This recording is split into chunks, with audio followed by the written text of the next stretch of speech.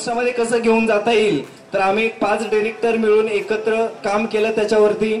एक franchise model कशा पद्धतीने डेव्हलप करता येईल, एक ऑटो पायलट वरती, म्हणजे एखादा नादब्रह्म इडलीची जर शाखा एखाद्याला घ्यायची असेल किंवा चालवायची असेल तर प्रत्येक शाखेमध्ये एकच चव देऊन आपल्याला कसं देता येईल, तर ह्याच्यावरती आम्ही एक विचार केला आणि 3 P वरती आम्ही काम केलं।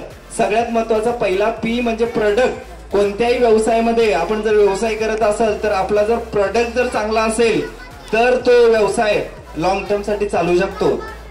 जोपर्यंत आपण एखाद्या क्षेत्रामध्ये उतरण्यासाठी रिस्क घेत नाही तोपर्यंत आपण त्या क्षेत्रामध्ये उच्च स्तरावरती जात नाही।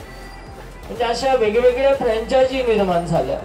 तशी इडली हा कन्सेप्ट घेऊन खरं तर आरोग्यशास्त्रामध्ये पचनाला हलका आहार म्हणजे इडली, की व्यवसाय वाढवण्यासाठी शुद्धता हवी, स्वच्छता हवी, सोबतच येणाऱ्या ग्राहकाची आपण कसा संवाद साधतो तो संवादही हवा, आणि सगळ्यात महत्त्वाचं म्हणजे आपल्या या नादब्रह्माला जी वेळ आहे त्या वेळा पाळल्या पाहिजे।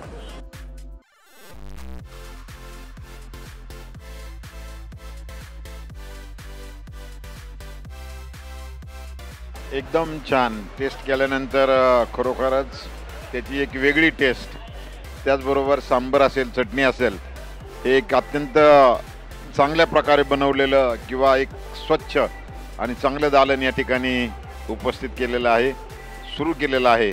आणि यामुळं निश्चितच आपल्या ब्रह्मा इडलीची या परिसरामध्ये निश्चित चांगल्या प्रमाणे भरभराट होईल आणि चांगल्या प्रकारे या दालनाला आमच्या उरुळी कांचन परिसरातील लोक निश्चित सपोर्ट करतील असं मला या ठिकाणी वाटतं।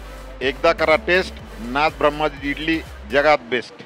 अनेक ठिकाणी इडली खाण्याचा योग आला आणि त्याची चव पण पुण्यापासून दौंडपर्यंत मला माहिती आहे, परंतु या ठिकाणी जी आपली ब्रह्मानंद इडली आहे ती अतिशय खुसखुशीत आणि रुचकर अशी आहे।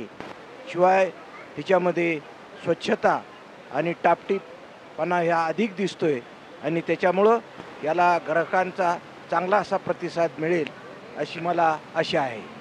नादब्रह्मची इडली मी आज पहिल्यांदाच खातीये आणि ज्या प्रकारे त्यांनी हे सगळं प्रेझेंट केलेलं आहे हे एकदम कौतुकास्पद आहे।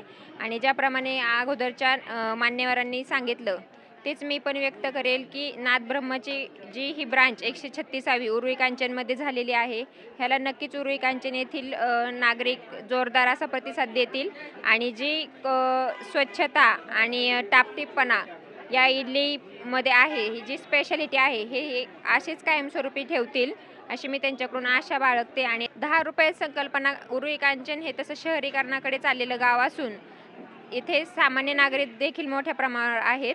10 रुपयात इडली म्हणजे हे सामान्यांसाठी एक मोठी पर्वणीच म्हणावी लागेल। त्यासाठी मी नादब्रह्मचे अभिनंदन करते। एकदा करा टेस्ट, नादब्रह्म इडली जगात बेस्ट।